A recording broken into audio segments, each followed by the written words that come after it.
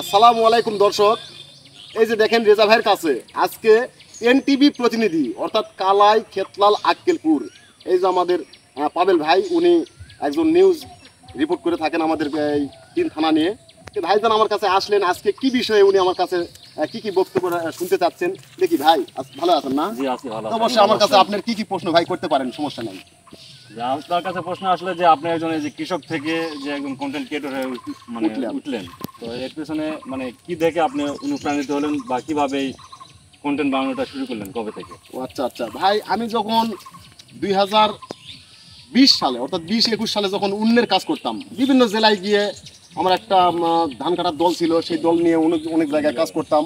কাজ করতে করতে হঠাৎ আমি একদিন ফরিদপুর যাই ভাই, ফরিদপুর জেলায় কাজ করতে যাই। তখন আমাকে বললো, তখন আমি বললাম, আমাকে যেই মালিকের কাজ করতে গেছি ওই মালিক আমাকে বললো যে যে বাবা তোর বাড়ি কোথায়? তখন আমি বললাম যে আমার জয়পুরহাট জেলা। তখন ওই মুরব্বী আমাকে বললো যে জয়পুরহাট জেলা কোনটা?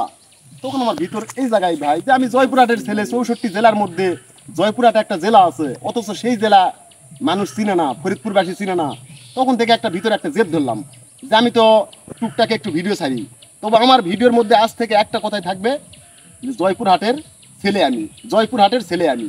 এই করতে করতে যখন অন্যের কাজ করতে করতে ভিডিওগুলি যখন আমি নওগাঁ জেলায় গেলাম, নওগাঁ জেলায় গিয়ে সেখান থেকে আমি একটা ভিডিও ছাড়লাম ভাই, ধান কাটতে কাটতে।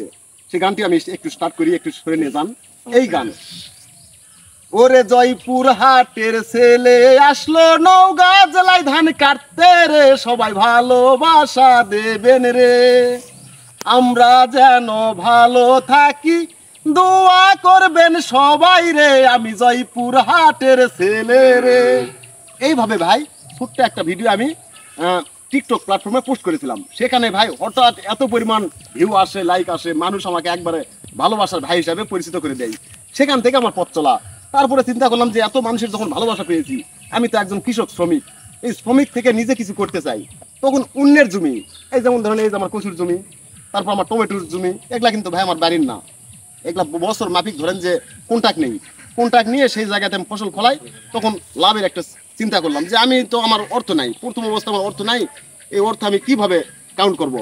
তখন চিন্তা করলাম যে সহজ পদ্ধতিতে সহজ ব্যবসা থাকলে একটাই আছে, সেটা হলো কচু, যেটার খরচ কম লাভ বেশি।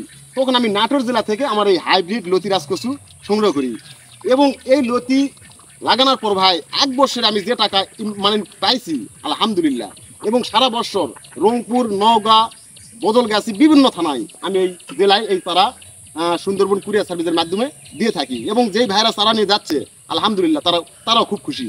এবং দেখেছেন যে আমি এই কচু কাঁচা খেয়ে কিন্তু সবাইকে তাক লাগিয়ে দিয়েছি যে আমার কচু কাঁচাও খাওয়া যায়। তো এই যে ভাই সফলতা এইভাবে করতে করতে চিন্তা করলাম যে তখন আমার কী করলাম, আমি অন্য ফেসবুকের প্ল্যাটফর্ম, ইউটিউব প্ল্যাটফর্ম এদিকেও ভিডিও ছাড়তে লাগলাম। তখন আস্তে আস্তে আমার মনিটাইজেশনটা, ফেসবুক আমার ভিডিও ভাইরাল হয়, প্রচুর ভিডিও আমার ফেসবুকে ভাইরাল হয়। আব্বু কি বাবা, আমার ছেলে আছে, আমার ছেলে তখন বললো যে আব্বু কি বাবা, আমাদের কচু পড়ে গেল কেন? তখন আমি বললাম যে বাবা আল্লাহ দিয়েছে, কচু পড়ে গিয়েছে, আবার আল্লাহ চাইলে কচু দাঁড়িয়ে যাবে। ওই ভিডিওতে আমার প্রায় 2 মিলিয়ন পার হয় তখন ভিউ আসে। ওখান থেকে ফেসবুকে ভিডিও ভাইরাল হয়, সেখান থেকে আমি মনিটাইজেশন পেয়ে যাই, সেখান থেকে কন্টেন্ট ক্রিয়েটরের পথ চলা আস্তে আস্তে মানুষের ভালোবাসা নিয়ে এইভাবেই এগিয়ে যাচ্ছি ভাই। এটাই হচ্ছে আমার বর্তমান গল্প। আচ্ছা, আপনার হচ্ছে যে এই কন্টেন্টগুলো বানাচ্ছেন, এখন আপনার সাবস্ক্রাইবার কতজন আছে? আমার টিকটকে আছে 4,95,000, ফেসবুক আছে 1,01,000, ইউটিউব এখনো দাঁড়ায়নি, তবে আশা করি ইউটিউবে দাঁড়িয়ে যাবে, যেহেতু মানুষ আমাকে চিনে। এই যে আপনি এসেছেন ইনশাল্লাহ, আপনার মাধ্যমে, যেহেতু আমার জয়পুরহাটের ভাই, আপনি তো চাইবেন যে রেজা ভাইকে অবশ্যই আরও একটু, তো অবশ্যই আমার ভাই এসেছে আজকে আমার কাছে সুন্দর একটা রিপোর্ট করতে। যদি আমার ভালোবাসা মানুষ যারা আছেন এই ভিডিও যদি আপনারা দেখতে পান, অবশ্যই এখানে আপনারা সুন্দর মতামত দিয়ে পাশে থাকবেন। আর আমি কিন্তু সবসময় একটা ডায়লগই দিয়ে থাকি ভাই, জয়পুরহাটের ছেলে আমি। নতুন যারা কন্টেন্ট ক্রিয়েটর হতে চায়, হ্যাঁ, তাদের জন্য আপনার পরামর্শটা কি?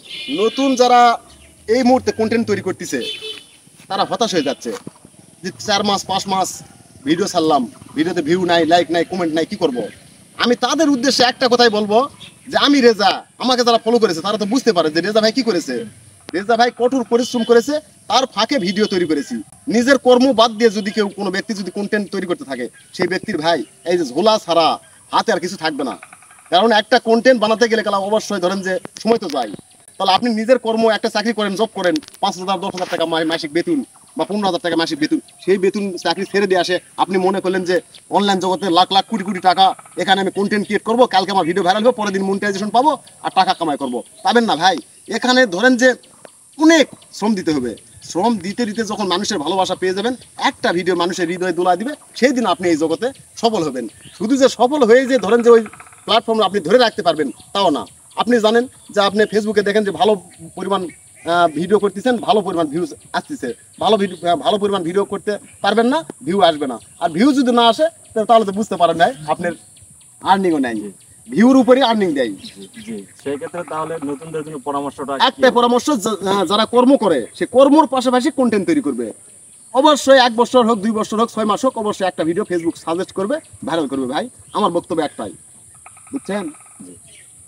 সম্মানিত দর্শক, আমাদের খেতলাল উপজেলার কৃষক রেজা ভাই যেমনটা জানাচ্ছিলেন যে উনি কন্টেন্ট ক্রিয়েটর হিসেবে প্রতিষ্ঠিত হওয়ার আগে উনি বিভিন্ন জায়গায় ধান কাটার জন্য গিয়েছিলেন। সেখানে গিয়ে হ্যাঁ, আমাদের যে জয়পুরহাট জেলা, এই জয়পুরহাট জেলাকে অন্যান্য মানুষ নাম বলার পর চিন্তা ভাবনা, এটা ওনার মনে খুব দাগ কাটে, যার কারণে ওনার মনের মধ্যে একটা জেদ চাপে যে আমি আমার এই কাজের পাশাপাশি কন্টেন্ট বানিয়ে আমি আমার জেলাকে রিপ্রেজেন্ট করতে চাই। সেটাকে লক্ষ্য করেই তিনি তার এই কন্টেন্টগুলো বানানো শুরু করেন। এই ছিল রেজা ভাইয়ের কন্টেন্ট ক্রিয়েটর হওয়ার গল্প, জয়পুরহাটের খেতাল থেকে SI পাভেল, NTV অনলাইন।